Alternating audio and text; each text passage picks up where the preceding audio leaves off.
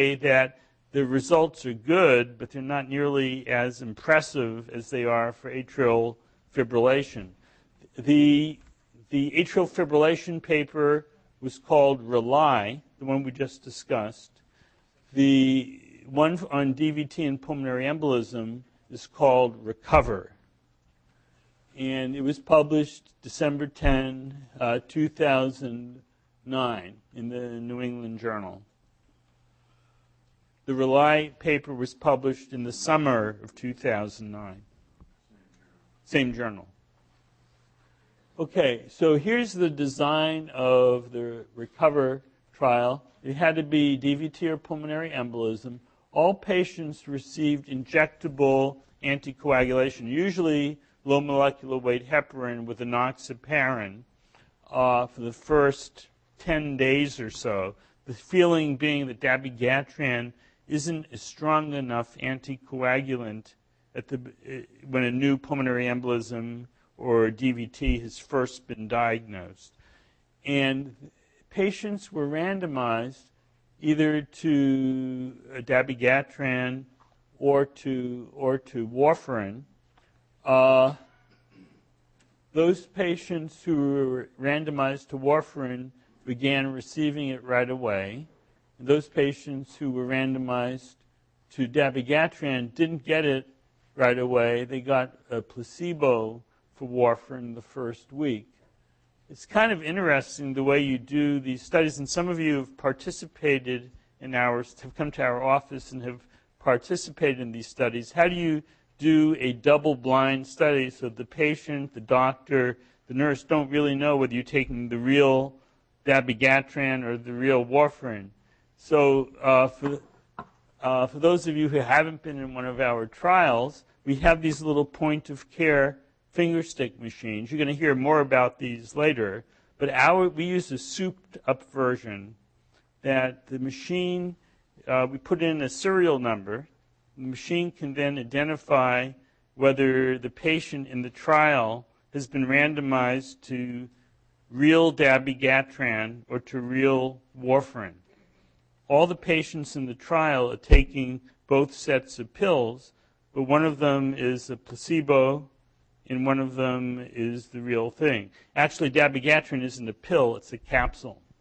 And so everyone in the trial is taking a capsule, one capsule twice a day, or which is either real or placebo, and they're also taking warfarin in the evening, which is either real or placebo. The machine, but not the nurse and not the doctor, not the pharmacist, not the patient. Only the machine knows what the patient's assigned to. And if the assignment is warfarin, the machine gives the real INR. On the point-of-care machine, we take a drop of blood from the finger. 2 minutes later, you get a real INR. We adjust the warfarin dose. If the patient's taking dabigatran, which has no dose adjustment, the machine generates a fake INR. And it tries to generate it similar to what would be with the real world with warfarin. So about 65% of the time, it gives an INR within the therapeutic range of 2 to 3, so that there's no adjustment of the placebo warfarin tablets. But the other time, the machine will come out with a very low INR of like 1.3, so then we're giving more placebo pills. And then sometimes it comes out with a value like 4.0, so we're decreasing the number, we're decreasing the milligrams of placebo for warfarin. So it keeps us on our toes. But that's the way, that's to avoid bias in the study. And this goes on for 6 months. And during the 6-month period, the number of new DVT or pulmonary embolism events is counted up. And the hypothesis in this study is that dabigatran would be non-inferior to warfarin, which it turned out to be. So there were 2,500 or so patients in the study, average age 55, about 40% female. mostly white, mostly a bit overweight, with a body mass index greater than 28, which is on the heavy side, normal renal function. About 70% had DVT only. The other patients had pulmonary embolism, either alone or with DVT. 5% had cancer. 25% had prior venous thromboembolism. Here are the main results. No difference in the rate of recurrent DVT or pulmonary embolism. So dabigatran proved to be non-inferior to warfarin, but that's not really as exciting as the atrial fibrillation study, where it was non-inferior, but in fact it was also superior to warfarin for stroke prevention. The major bleeding rate with dabigatran was the same as with warfarin, shown down here. When you include minor bleeding or any bleeding, there was less overall bleeding with dabigatran compared with warfarin. So these data have not been submitted to the FDA. I think it could be another 18 months, 24 months before dabigatran receives approval for DVT and pulmonary embolism. Some of you have mechanical prosthetic heart valves here. You're probably wondering, I know, what about me?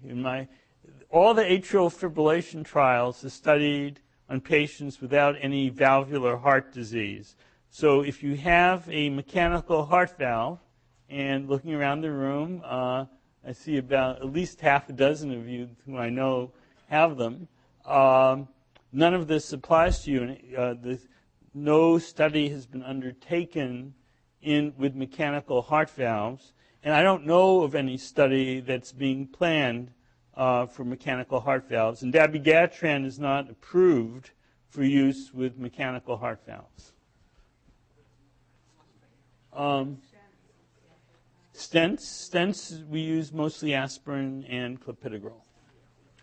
Now, I'm going to summarize some advantages of dabigatran. It's superior to warfarin for stroke prevention and atrial fibrillation, less intracranial bleeding, and it's non-inferior to warfarin for treatment of venous thromboembolism.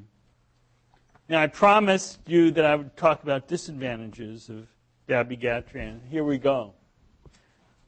You know, if you take too much warfarin, we have a whole bunch of different medications we can give you. If you're not too overdosed on it, we give you vitamin K. If we want to give you something intravenously, we can give you fresh frozen plasma or prothrombin complex concentrates. We don't have any specific antidote for dabigatran. The only thing we have going for us is tincture of time. So we can give general supportive care. We actually do. We can do emergency hemodialysis. But that's pretty much a major Broadway production to get that going. But we don't have anything easy and effective to do for a major league dabigatran overdose. As I mentioned before, there's no anticoagulant effect if doses are skipped or forgotten. And then, if something goes awry, if someone has a stroke despite dabigatran, and we'd like to get a better understanding of what the anticoagulation level was at the time of the stroke, we don't have any blood tests with dabigatran that we can really use to measure that. And if we're not sure this doesn't happen with anyone in this room, but it has happened that some patients have told us they've taken their medication, and then we do a blood test and it reads 0. We don't have any lab tests to monitor really even whether the medicine is being taken. We can't modulate the dose. Sometimes, as doctors, we like to individualize a little bit, give you a little more warfarin, a little bit less for particular reasons. We can't do that with dabigatran. First of all, it's only labeled for one dose, 150 milligrams twice a day. But let's say we want it off-label. We're allowed to do things off-label if we want to. Let's say we wanted to give someone a little extra boost of it, or a little bit less. It's a capsule, so we can't even cut it up and say take 1.5 or take 3/4. I said you have to take it with food. 2% of those who take dabigatran have to stop it because even with food they get severe GI distress that doesn't go away with Pepcid or Nexium or omeprazole. There's a 0.2% increase in myocardial infarction. I'm not too concerned about that because the overall vascular death rate was lower with dabigatran than with warfarin. But we don't like the idea of seeing anything that we prescribe have any increase in the heart attack rate. And then it's an expensive drug. I think I told you the motivation for the price is to recoup the $1 billion plus that it takes to develop the drug. It depends how you define expensive. John Finicos, he has to go to the vice president of the hospital with his budget, and we're all in an era of trying to keep the budget lower rather than higher. And he's very good at negotiating drug price. So most hospitals, it costs, most hospitals can get wholesale warfarin at 75 cents a day. Finicos can get it for 10 cents a day. And Finicos can get dabigatran wholesale $6.75 a day. If you go to Walmart, it's 3-4 times that amount.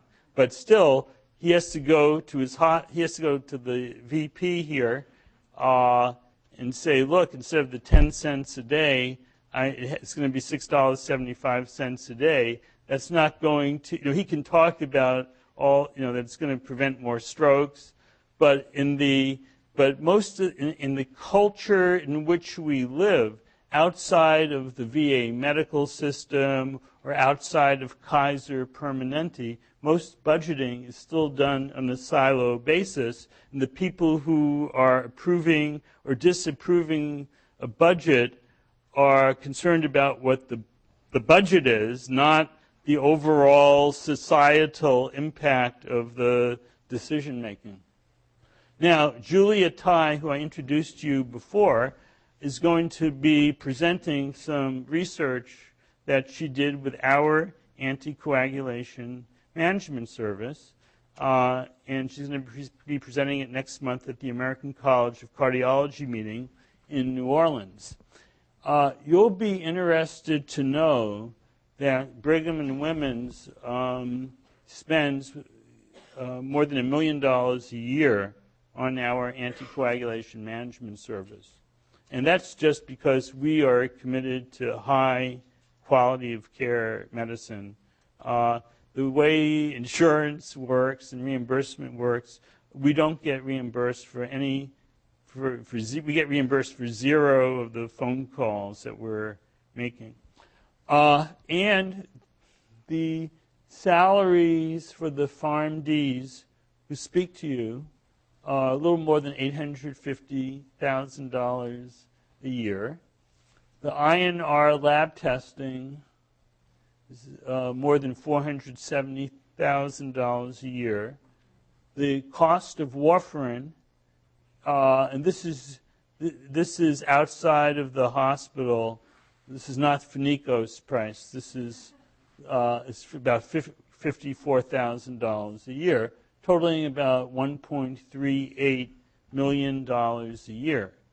So let's say dabigatran takes hold, full force, and let's say we basically stop having pharmacists in the anticoagulation service. Let's say we stop having we'll always have an anticoagulation service, but let's say theoretically we didn't have one. And let's say theoretically we didn't have any INR testing. We would save more than $1.2 million.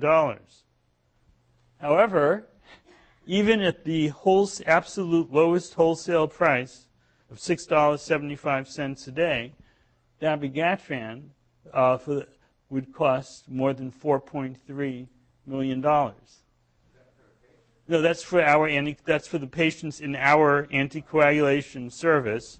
We have, not all of you in the anticoagulation service are here today, but it raises some very interesting questions about cost and who's going to pay the cost. Now, I would say if you look at the global cost and think of the people who are going to avoid being debilitated with strokes and living 20 years in a nursing home, all those cost-effectiveness studies show that dabigatran is very cost-effective. But the people making decisions about whether dabigatran will be readily available are looking probably at a narrower viewpoint most of the time. Okay, I am not, since I want to leave time for discussion, I'm not going to talk about the other 3 drugs. They're not FDA approved yet, and I am going to talk about them at many of the other 4 conferences I mentioned to you later this year: April 28, April 29, May 1, and September 24. But I think it's really important to spend a few minutes with Q&A and discussion. So can we have the lights on, please? And I'm taking questions. Yes, sir.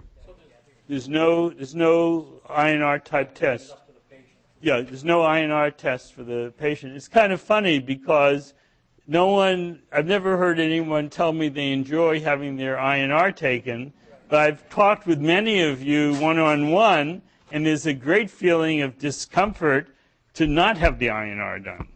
But none of you have told me, until dabigatran became FDA approved, none of you in the many years I've taken care of some of you has ever told me how much comfort you get in having that INR test done until we've had these private discussions about not doing it. Yes. What makes it safe without the test is it's a direct thrombin inhibitor. It's going after just one anticoagulation factor, whereas warfarin's going after about 4 different factors and is not as precise an anticoagulant, so we can get a more stable dose. Yes, ma'am. I guarantee you that insurance will not cover dabigatran for DVT and PE. In fact, for those of you who I've switched to dabigatran, almost all the time, the first time I put through your prescription, it comes back to me, and then I send them the RELY trial, which I've explained to you, and most of the time then it's approved. I guarantee you'll be paying out of pocket, and since it won't be John Finicos who's going to Walmart for you, you'll be paying more than $6.75 a day. Yes, I will repeat the questions. Dabigatran is fine to use if you're allergic to heparin, yes. Boehringer Ingelheim, the manufacturer, will not cover this will not cover it for non-FDA approved indications. There are some representatives of Boehringer at the exhibits. You can ask them at their table. Yes. So the question is, what's the relationship between INR and blood thinning? If your INR goes above 3.0, your blood is so thin that you're at risk of a bleeding type of stroke into the head. If your INR goes below 2.0 with atrial fibrillation, you're at risk of a blood clot type of stroke into the head. At the back of the room. For those of you with mechanical valves, I know of no major studies underway that are going to lead to FDA approval for any of the novel oral anticoagulants. Yeah. So the question is, what's my guess as to why is dabigatran so much more effective for atrial fibrillation than for DVT or PE? First of all, I worked in the DVT and PE trial, so imagine my disappointment and my jealousy of the atrial fibrillation one. And it was probably 6 years I worked on the DVT PE one. I don't know why. I think it was really no one in the world expected dabigatran to be superior to warfarin. You know, warfarin has been tested against many different drugs since 1954. Rely is the first trial ever in the history of medicine where warfarin has been beaten by another drug. So no one thought, so that was a huge surprise. Everyone thought it would be non-inferior. I don't know why. Factor V Leiden doesn't play into atrial fibrillation at all, so we don't know. I'm going to take a couple of more questions. I will just tell you, when we break, I'm going to stay here and I'll answer additional questions and talk to you one-on-one. But I'm very much into the exhibits. Way in the back. Yes, sir. If you're in the therapeutic range 90% of the time, or even as you see here, 75% of the time, there's no advantage to getting off warfarin. In the middle, yes, sir. Yeah, so the dabigatran, the average cost is really, it's going to depend on your copay, and your copays. Oh, without copay, it's probably, rule of thumb, three times the wholesale price, $300. But Walmart's a little less, right? You might get it for $250. Yeah. Yes, sir. Actually, this will be the last formal question, and then we're adjourning. Can you take alcohol with dabigatran no more than you can with warfarin? Sorry. Okay, we're breaking. Enjoy the break, and I'm here to talk to you. I have the pleasure of introducing Dave DiCiccia, who has worked in our anticoagulation management service. And I can tell you, in having watched David work, he takes such wonderful time and tailors every conversation that he has with you patients to heart. And I can't tell you how conscientious an individual you have. And that's a wonderful thing, to see that we have dedicated clinicians that are always looking after your best interests. So without further ado, I'm going to introduce Dave, and he's going to chat with you about warfarin lifestyle. So if you'd welcome him. Well, thank you, John. I appreciate the warm introduction. And for you guys that don't recognize my voice, I do work at the Anticoagulation Service. I probably talked to you guys, at least one of you, each and one of you at least one time. Hi. And for you guys that are on video conference in the other room, welcome. And you can come up to me at any time and ask questions. And you have the luxury of having me in the clinic at all times. So if you have questions about this, you can even call me on Monday morning and talk to me about it. So Dr. Goldhaber did a great job with the new medications that are coming out, but they're still a little bit a ways away. So we're gonna talk about the warfarin lifestyle while I still have a job before these anticoagulants actually come to market. So the first thing I want to do is a quick history so you guys can understand how this lifestyle came about. In the 1920s, there was an outbreak of cattle disease, and it was linked to a chemical called coumarin that's found in a plant. It's actually found in a plant, and it's called sweet clover. And this plant was in the cattle's hay, and the cows were eating this hay, but the hay was actually infested with fungus. And the fungus was breaking down the coumarin into a potent anticoagulant. And these cows were undergoing simple procedures like horn removals or castrations, and they were bleeding out. So in the 1940s, a group from Wisconsin, the Wisconsin Alumni Research Foundation, was actually able to isolate this compound, and they actually developed it, the compound coumarin, from the plant, and they eventually became a rodenticide.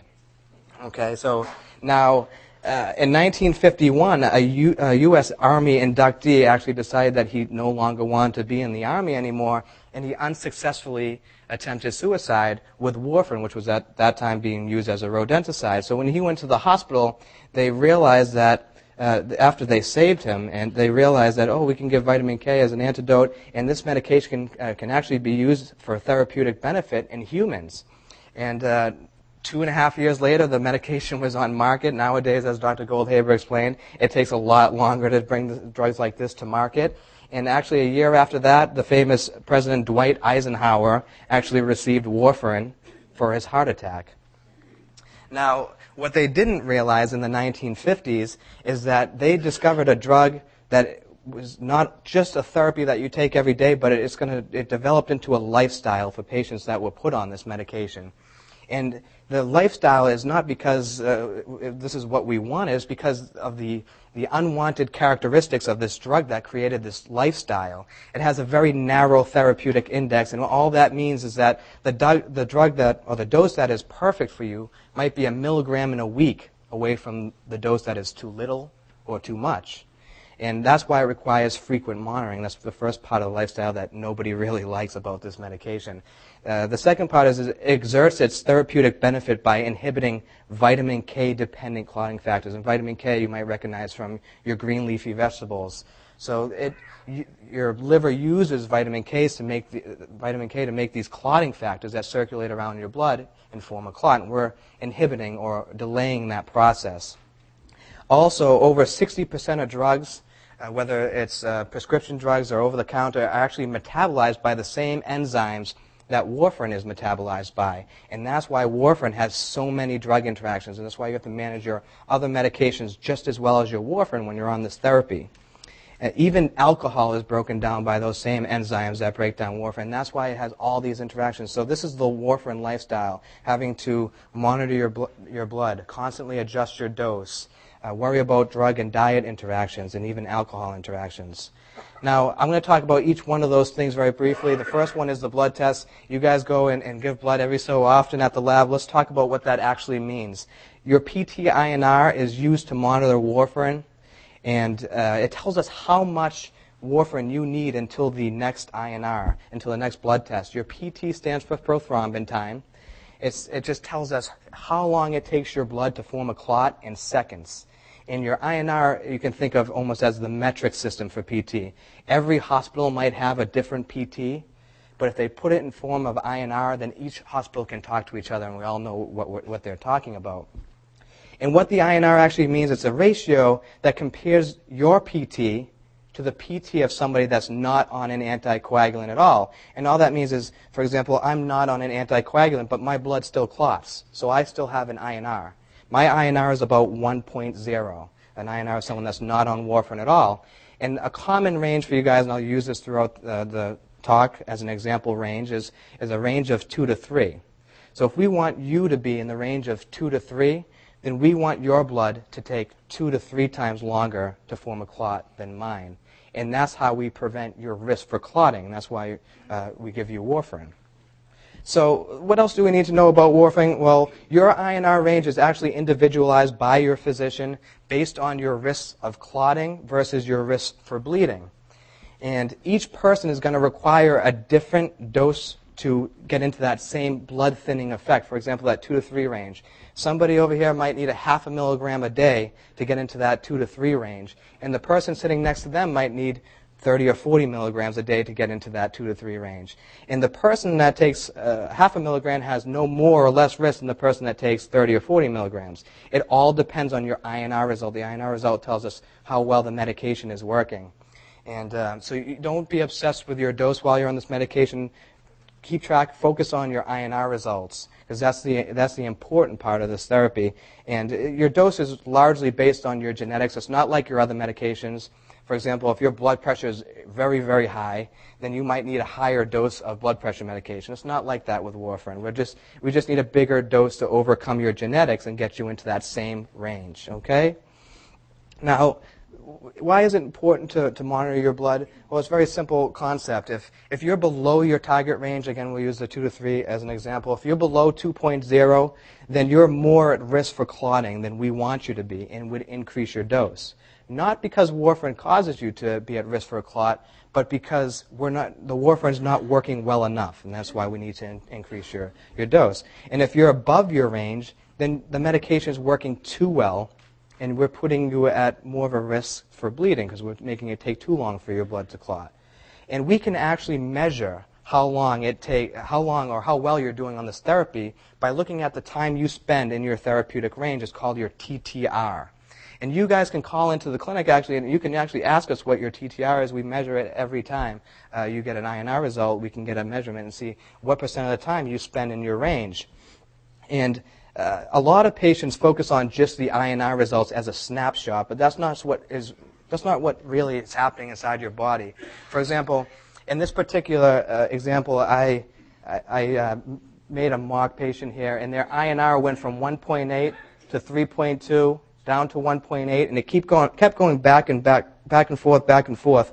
And a lot of times patients would get aggravated with us and say, "I'm never in range. What's going on? This medication is not working for us." But that's not exactly true.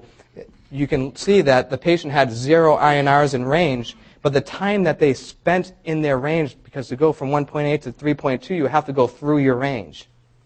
So the time that they actually spent in their therapeutic range is greater than 70%, which is absolutely a treatment success while you're on warfarin. We like to see you as high as possible, but 70% is a treatment success on warfarin. And you can always call in to see what your time in therapeutic range is and how to improve it if you need to. Now, why is it so important? Why do we spend so much time trying to keep you in range? This is just an example from a group of patients with atrial fibrillation. They're using warfarin for stroke prevention, and you can see that your risk of clotting goes up when your INR goes down. In fact, compared to an INR of 2.0, an INR of 1.7 carries double the risk of stroke compared to 2.0. And if you go down even further, an INR of 1.5 has triple the risk of stroke compared to 2.0. And it keeps going up from there. And that's why it's so important to try to keep you in your therapeutic range. This is another example of patients with mechanical heart valves. And as you can see here, there's actually, in that blue shaded area, that's the range we kind of want them in between for the most part. When we do these studies, we're trying to find out which range carries the lowest risk for both clotting and bleeding at the same time, and then we try to keep you in that range. So you can see if your INR gets too low, your risk for clotting actually starts to increase. That's right around that 2.5 level. And if your INR gets too high, and you really see this when the INR gets over 5, your risk for bleeding actually goes up steeply. So we want you in between those two things. This therapy is almost like a balance between your risk for clotting and your risk for bleeding. So now we know the importance of staying in your therapeutic range. What can change your INR, and how do we stay there? And there's a whole bunch of things that can really change your INR. It almost seems like the way the wind blows is going to move your INR one way. And in New England, that's tough to keep it there. So your diet can change your INR. Alcohol can change your INR. Other medications can, whether they're vitamin supplements or prescription. Even when you're not feeling well, illness and infection and exercise can even change your INR. And we'll go over some of these. The first one and the most disputed one is kind of the vitamin K diet. These are your green leafy vegetables. And the reason why that we take them into account is because foods that are very rich in vitamin K have the ability to decrease your INR. Now, with that said, I do not want you to eliminate these foods from your diet. You cannot use warfarin as an excuse not to eat your vegetables because they can keep your levels more stable, okay? In fact, the key is consistency with your diet, with your vitamin K diet, your green leafy vegetables. And think of it on a week-to-week basis. Don't drive yourself crazy from day to day. If you can eat about the same amount of green leafy vegetables in a week than you usually do from week to week, you'll have consistent INR results. And we have a guide to taking warfarin. I don't know how many of them we have left out there, but if you call into the clinic, we'll mail you one.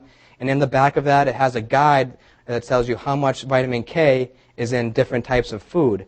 And I want you to focus on the very high group and the high group of vitamin K. Try to keep those as consistent as you can. The medium group has a low amount of vitamin K in it, and you get a lot of those in your diet consistently anyways. So try to keep those very high and high groups very consistent from week to week, and you'll do very well. Now, just to show you a little bit more about vitamin K and your INR results, in this study, they actually followed around patients for about 2 weeks, and they measured every bit of food that they ate and just try to determine how much vitamin K the patients were getting from week to week. And over a 15-day period, what they realized is that the patients that had a higher intake of vitamin K had more stable INR results than patients that had less vitamin K in their diet. So that's why our recommendation with your diet is to keep the vitamin K foods, the green leafy vegetables in your diet at a good level, and try to keep it consistent from week to week.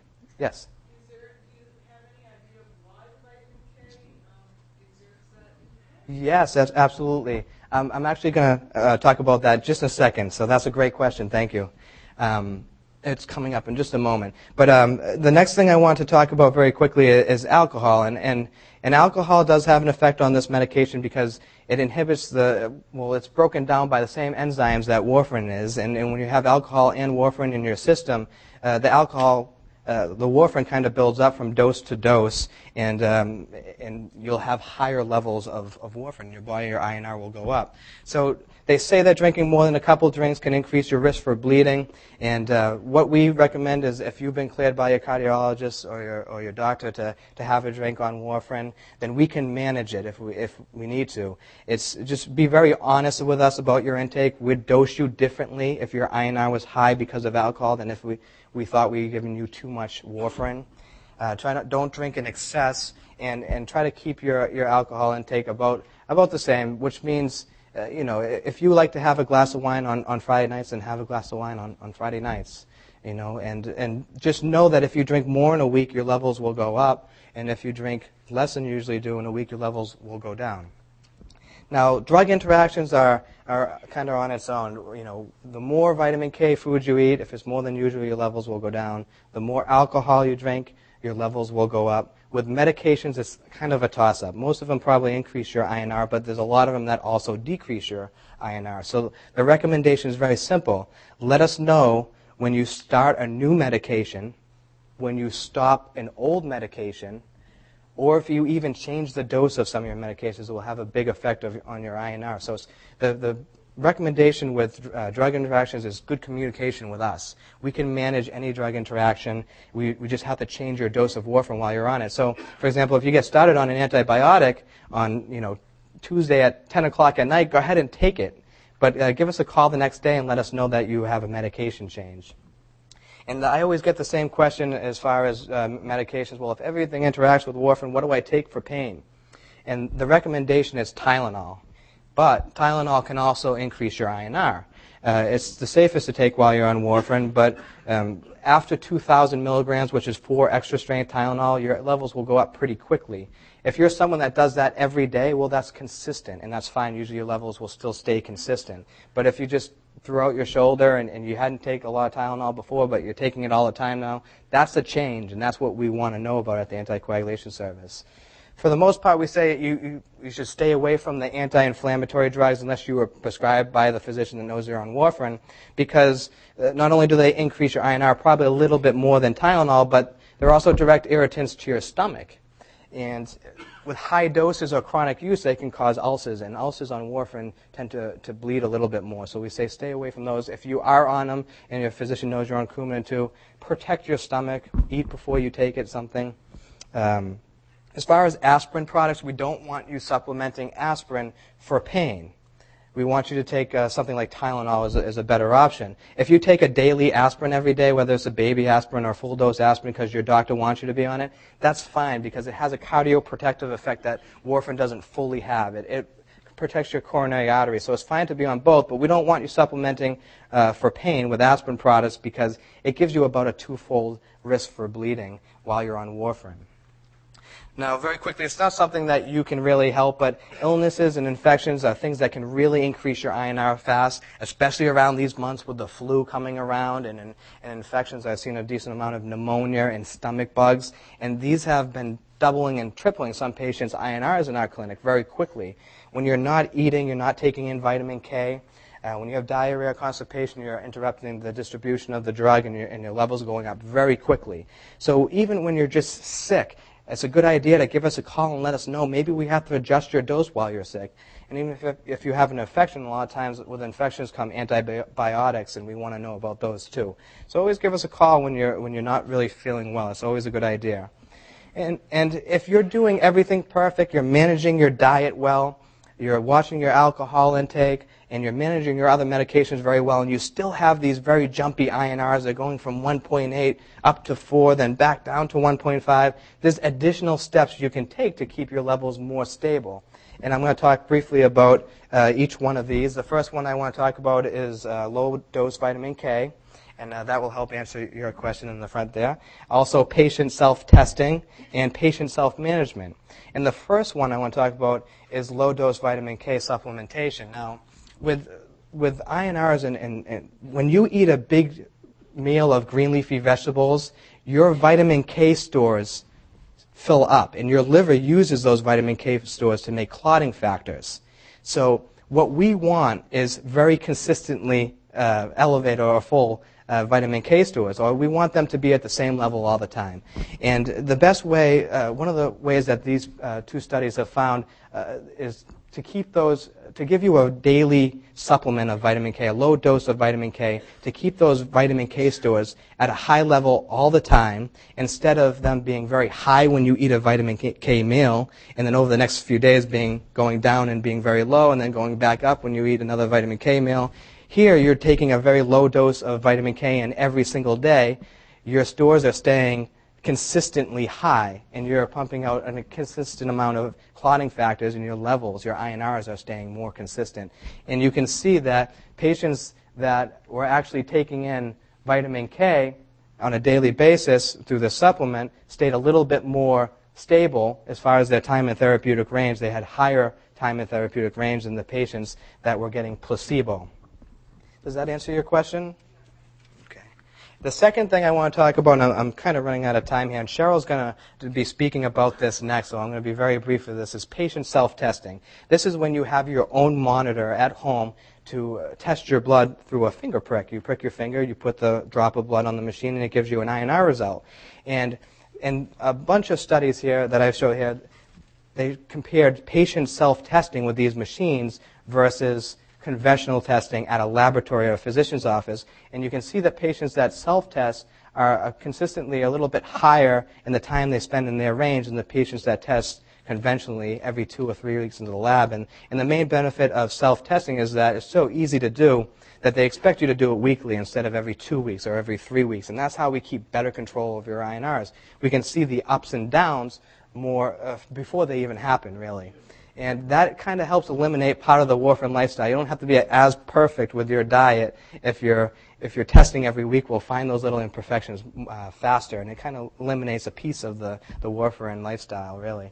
And the second thing is, and if you guys have any questions about this, Renelle in the anticoagulation service, who is actually here today, she'll be at the booth. You can ask her questions about this. This is patient self-management. This is when you take it actually a step further. Not only are you probably testing your blood at home, but you're actually managing your own dose at home too. And the benefit there is that you guys know exactly what you're doing for your diet, for alcohol intake, for other medications, and sometimes you guys are actually the better ones to manage your INRs. You know what you do outside the clinic, and you can see in these studies that patient self-management has actually been either just as